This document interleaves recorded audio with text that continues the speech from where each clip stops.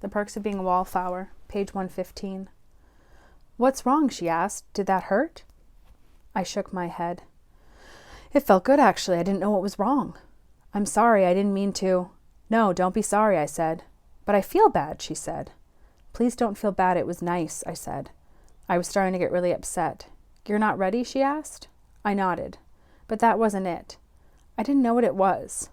It's okay that you're not ready, she said. She was being really nice to me, but I was just feeling so bad. Charlie, do you want to go home? She asked. I guess I nodded because she helped me get dressed.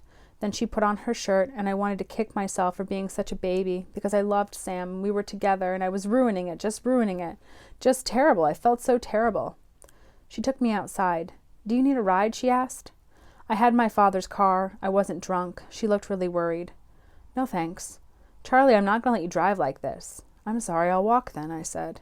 It's 2:00 in the morning. I'm driving you home. She went into another room to get her car keys, and I just stood in the entry hall. I felt like I wanted to die. You're white as a sheet, Charlie. Do you need some water? No, I don't know. I started to cry really hard. Here, just lie down on the couch, she said.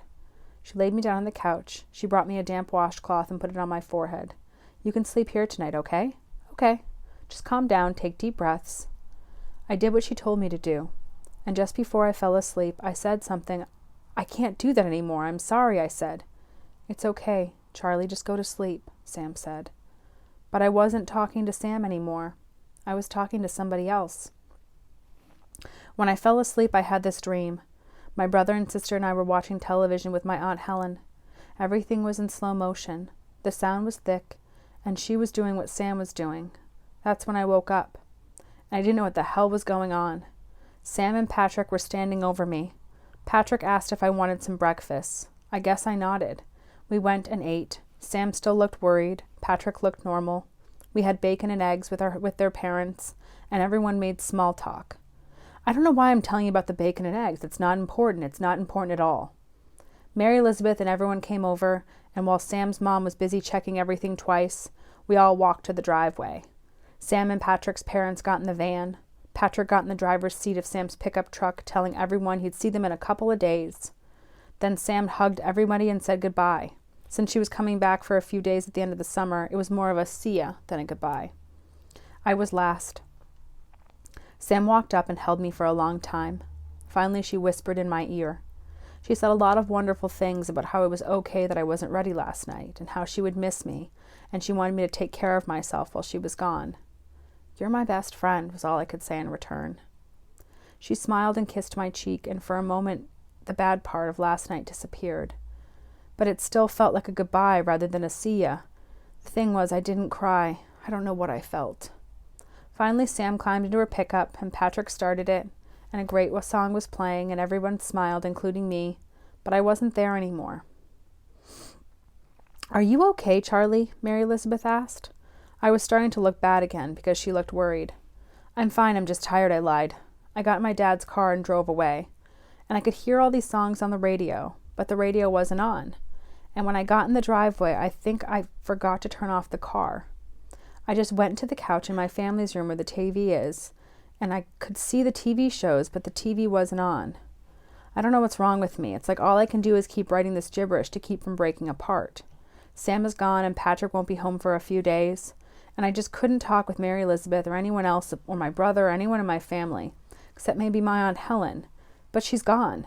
And even if she were here, I don't think I could talk to her either, because I'm starting to feel like what I dreamt about last night was true, and my psychiatrist's questions weren't so weird after all. I don't know what I'm supposed to do now. I know other people have it a lot worse than me. I do know that. But it's crashing in anyway.